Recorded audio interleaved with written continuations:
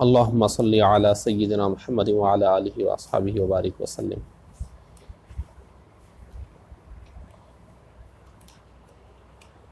چوتھا سبجیکٹ سیرت ہے۔ سیرت میں ہم سیرت مصطفیٰ علامہ عبد المصطفیٰ اعظمی رحمۃ اللہ علیہ کی کتاب پڑھ رہے ہیں۔ صفحہ نمبر 31 ہے، دیکھیے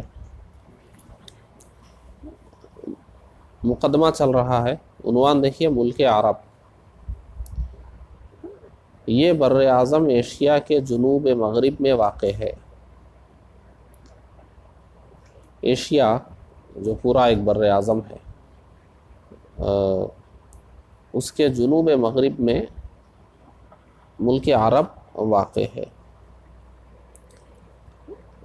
چونکہ اس ملک کو 3 طرف سے سمندر نے اور چوتھی طرف سے دریائے فرات نے جزیرے کی طرح گھیر رکھا ہے، اس لیے اس ملک کو جزیرۃ العرب بھی کہتے ہیں، یعنی چاروں طرف پانی ہے۔ اس کے شمال میں شام و عراق، مغرب میں بحر احمر جو مکہ معظمہ سے جانب مغرب تقریباً 77 کلومیٹر کے فاصلے پر ہے، اور جنوب میں بحر ہند، اور مشرق میں خلیج عمان و خلیج فارس۔ نقشہ نکال کر آپ اس کو دیکھ سکتے ہیں، نقشہ نکالیے، اس کو لے کے بیٹھیے اور متعین کر لیجئے کدھر کیا ہے، ہو جائے گا۔ اچھا، اس ملک میں قابل زراعت زمینیں کم ہیں، اور اس کا کثیر حصہ پہاڑوں اور ریگستانی صحراؤں پر مشتمل ہے۔ علماء جغرافیہ نے زمینوں کی طبعی ساخت کے لحاظ سے، یعنی زمینوں کی قسموں کے لحاظ سے کہ وہاں کتنی قسم کی زمینیں ہیں، علماء جغرافیہ نے زمینوں کی طبعی ساخت کے لحاظ سے اس ملک کو 8 حصوں میں تقسیم کیا۔ اب آج کے حساب سے تو الگ ہے، لیکن یہ اب جب سیرت کی کتابیں پڑھیں گے آپ قدیم بزرگوں کی، تو اس میں یہی علاقے اور یہی نام ملیں گے۔ دیکھیے، number 1 Hijaz, number 2 Yemen, number 3 Hadramaut, number 4 Mahra, number 5 Oman, number 6 Bahrain, number 7 Najd, یہ تو معلوم ہی ہے، ہاں، نمبر 8 احقاف۔ یہ 8 حصوں میں علماء جغرافیہ نے تقسیم کیا تھا۔ اب اس میں دیکھیے حجاز، یہ ملک کے مغربی حصے میں بحر احمر کے ساحل کے قریب واقع ہے۔ حجاز سے ملے ہوئے ساحل سمندر کو جو نشیب میں واقع ہے تہامہ یا غور پست زمین کہتے ہیں، اور حجاز سے مشرق کی جانب جو ملک کا حصہ ہے وہ نجد بلند زمین کہلاتا ہے۔ حجاز چونکہ تہامہ اور نجد کے درمیان حاجز اور حائل ہے، اسی لیے ملک کے اس حصے کو حجاز کہنے لگے۔ دیکھیے کیا بتا رہے ہیں، ایک طرف زمین کا لیول نیچے ہے اور ایک طرف زمین کا لیول اوپر ہے، اور جہاں اوپر ہے اس کو نجد، وہ علاقے کو نجد کہا گیا، اور جہاں نیچے ہے تہامہ، یہ بیچ میں ہے، یہ اس کو حجاز کہا گیا، دونوں کے درمیان حائل ہے۔ حجاز کے مندرجہ ذیل مقامات تاریخ اسلام میں بہت زیادہ مشہور ہیں۔ تو پورے ملک عرب کے 8 حصوں میں جو حجاز ہے، حجاز میں کیا کیا آتا ہے دیکھیے، جو تاریخ میں مشہور ہیں۔ مکہ مکرمہ حجاز میں، اسی لیے حضور کو حجازی بولتے ہیں نا، حجازی بھی سنے ہوں گے نا، حجازی۔ مکہ مکرمہ، مدینہ منورہ، بدر، احد، خیبر، فدق، حنین، طائف، تبوک، غدیر خم وغیرہ، یہ سب سیرت میں آپ کو بہت ملیں گے۔ یہ پورا حجاز میں آتا ہے۔ حجاز کا علاقہ اتنا بڑا ہے، پورا حجاز میں، مکہ مکرمہ، مدینہ منورہ، درمیان کا پورا، اور یہ سب پورے خیبر تک کا بھی علاقہ سب حجاز میں آ رہا ہے، اتنا بڑا ہے حجاز۔ تو حجاز 8 حصوں میں سے ایک حصہ ہے نا عرب کا، پھر اس حجاز میں یہ بڑے بڑے شہر۔ تو حضور کی ولادت بھی حجاز میں ہی ہے اور ہجرت بھی حجاز میں ہی،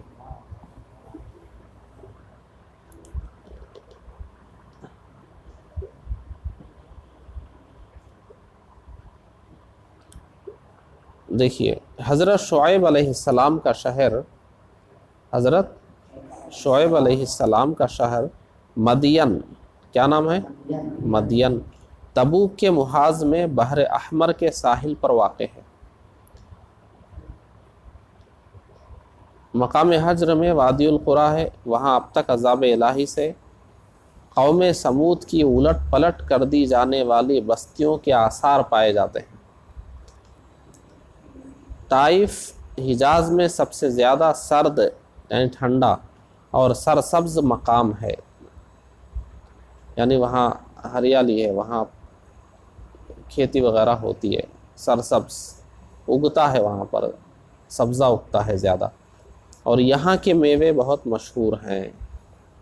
طائف، اچھا، مکہ مکرمہ، حجاز کا یہ مشہور شہر مشرق میں جبل ابو قبیس اور مغرب میں جبل قعیقیان، دو بڑے بڑے پہاڑوں کے درمیان واقع ہے، اور اس کے چاروں طرف چھوٹی چھوٹی پہاڑیوں اور ریتیلے میدانوں کا سلسلہ دور دور تک چلا گیا ہے۔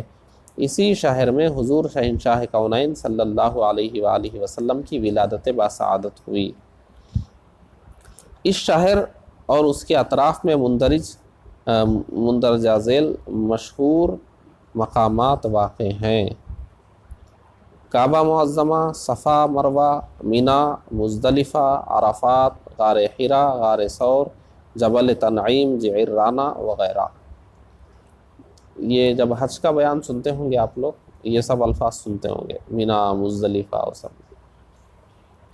مکہ مکرمہ کی بندرگاہ، بندرگاہ کیا؟ ہاں؟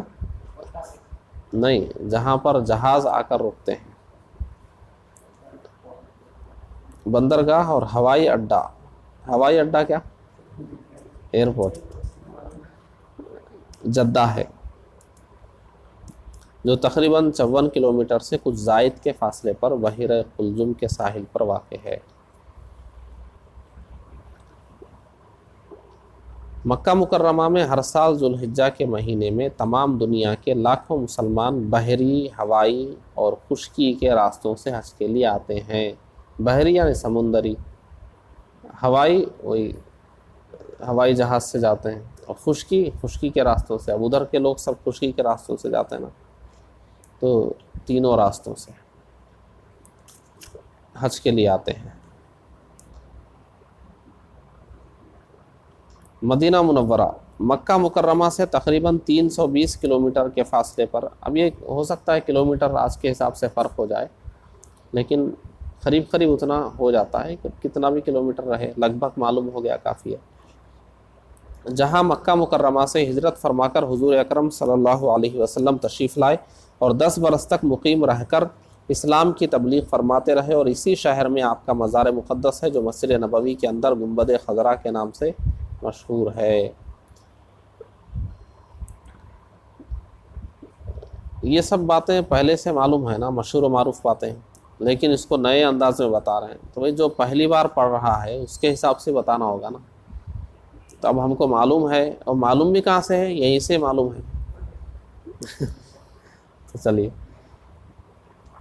مدینہ منورہ سے تقریباً 4.5 کلومیٹر جانب شمال کو احد کا پہاڑ ہے، جہاں حق و باطل کی مشہور لڑائی جنگ احد لڑی گئی۔ اسی پہاڑ کے دامن میں حضور علیہ السلام کے چچا حضرت سید الشہداء حمزہ رضی اللہ عنہ کا مزار مبارک ہے، جو جنگ احد میں شہید ہوئے۔ مدینہ منورہ سے تقریباً 5 کلومیٹر کی دوری پر مسجد قباء ہے۔ یہی وہ مقدس مقام ہے جہاں ہجرت کے بعد حضور اقدس صلی اللہ علیہ وسلم نے قیام فرمایا اور اپنے دست مبارک سے اس مسجد کی تعمیر فرمائی۔ اس کے بعد مدینہ منورہ میں تشریف لائے اور مسجد نبوی کی تعمیر فرمائی۔ مدینہ منورہ کی بندرگاہ ینبوع ہے، جو مدینہ منورہ سے 117 کلومیٹر کے فاصلے پر بحیرہ قلزم کے ساحل پر واقع ہے۔ یہ جتنے الفاظ آپ دیکھ رہے ہیں نا، سب کو آپ جو ہے حاصل کر کے انٹرنیٹ سے دیکھ سکتے ہیں، انٹرنیٹ سے سارے مل جائیں گے۔ اب یہ احد پہاڑ ہے، مسجد قباء ہے، وہ سارے جو ہے اس میں دیکھ ہی سکتے ہیں کون کہاں کس طریقے سے واقع ہے۔ خاتم النبیین عرب میں کیوں؟ خاتم النبیین عرب میں کیوں، یعنی حضور کو پوری دنیا میں عرب ہی میں کیوں بھیجا گیا، حضور کی ولادت کے لیے عرب کا انتخاب کیوں ہوا؟ اگر ہم ملک عرب کو پورے زمین کے نقشے پر دیکھیں تو اس کے محل وقوع سے یہی معلوم ہوتا ہے کہ اللہ تعالیٰ نے ملک عرب کو ایشیا، یورپ اور افریقہ 3 بر اعظموں کے وسط میں یعنی درمیان میں جگہ دی ہے۔ 3 بر اعظموں کے بیچ میں ہے، دنیا کا ایک بڑا حصہ ہو گیا نا 3 بر اعظم میں۔ ایشیا خود کتنا بڑا ہے، افریقہ کتنا بڑا ہے، یورپ ہے۔ پھر اس سے بخوبی یہ سمجھ میں آ سکتا ہے کہ اگر تمام دنیا کی ہدایت کے واسطے ایک واحد مرکز قائم کرنے کے لیے ہم کسی جگہ کا انتخاب کرنا چاہیں تو ملک عرب ہی اس کے لیے سب سے زیادہ موزوں اور مناسب مقام ہے، کیونکہ اسلام کی دعوت پوری دنیا کے لیے ہے۔ تو وہ جگہ ایسی ہے کہ وہاں سے پیغام اٹھے تو پوری دنیا تک جانے کے وہاں امکانات زیادہ موجود ہیں۔ اس وقت جو اسلام کی دعوت وہاں سے نکلی، ایشیا بھی آئی، افریقہ بھی گئی، یورپ بھی گئی، اور اس وقت کی دنیا میں یہ بر اعظموں کی حکومتیں، تہذیبیں، یہاں کے لوگ پوری دنیا میں مشہور و معروف تھے، اور باقی دنیا ان 3 بر اعظموں سے رابطے میں تھی۔ تو یہاں تک کوئی دعوت جا رہی ہے تو باقی دنیا تک بھی جائے گی۔ تو ایک ایسی جگہ تھی وہ مکہ مکرمہ کہ وہاں سے دعوت اٹھے تو پوری دنیا تک جانے کے امکان اور مواقع موجود رہیں، اس حساب سے۔ اچھا دیکھیے، اب دیکھیے اور مزید بتائیں گے۔ خصوصاً حضور خاتم النبیین صلی اللہ علیہ وآلہ وسلم کے زمانے پر نظر کر کے ہم کہہ سکتے ہیں کہ جب افریقہ اور یورپ اور ایشیا کی 3 بڑی بڑی سلطنتوں کا تعلق ملک عرب سے تھا تو ظاہر ہے کہ ملک عرب سے اٹھنے والی آواز کو ان بر اعظموں میں پہنچائے جانے کے ذرائع بخوبی موجود تھے۔ غالباً یہی وہ حکمت الہیہ ہے کہ اللہ تعالیٰ نے حضور خاتم النبیین صلی اللہ علیہ وآلہ وسلم کو ملک عرب میں پیدا فرمایا اور ان کو اقوام عالم کی ہدایت کا کام سپرد فرمایا۔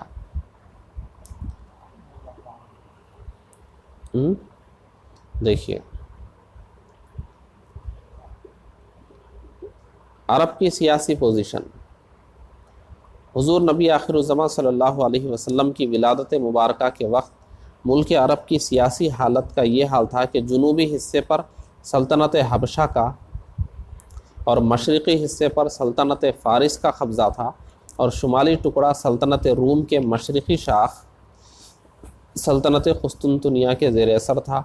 اندرون ملک بذام خود ملک عرب آزاد تھا، کناروں پر ادھر کی حکومتوں نے قبضہ کر لیا تھا، لیکن اندر کا حصہ آزاد تھا۔ لیکن اس پر قبضہ کرنے کے لیے ہر ایک سلطنت کوشش میں لگی ہوئی تھی، اور در حقیقت ان سلطنتوں کی باہمی رقابتوں ہی کے طفیل میں ملک عرب آزادی کی نعمت سے بہرور تھا۔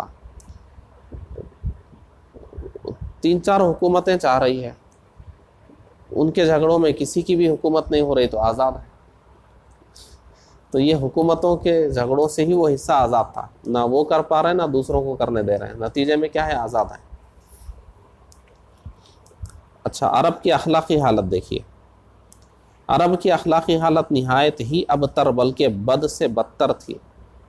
جہالت نے ان میں بت پرستی کو جنم دیا، اور بت پرستی کی لعنت نے ان کے انسانی دل و دماغ پر قابض ہو کر ان کو توہم پرست بنا دیا۔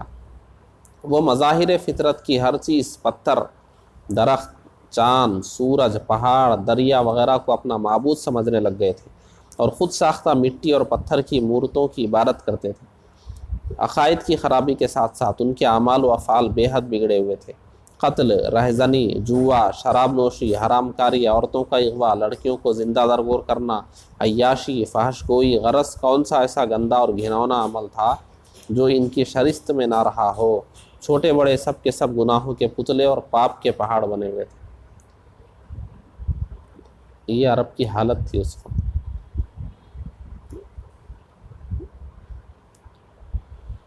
یہ تمام حالتیں اس لیے بتا رہے ہیں تاکہ سیرت طیبہ کو سمجھنے کے لیے آسانی ہو کہ کیسے ملک میں کیسے حالات میں حضور تشریف لائے، کیونکہ اسلام تو پوری دنیا کے لیے آیا، مگر پہلے تو وہ عرب میں پھیلے گا نا۔ عرب میں پھیل گیا تو وہاں سے دوسری جگہ جائے گا. تو اس لیے عرب کی حالت خاص طور پہ بتا رہے ہیں. عرب کی حالت کیا تھی؟ یہ عرب کی حالت تھی اس وقت.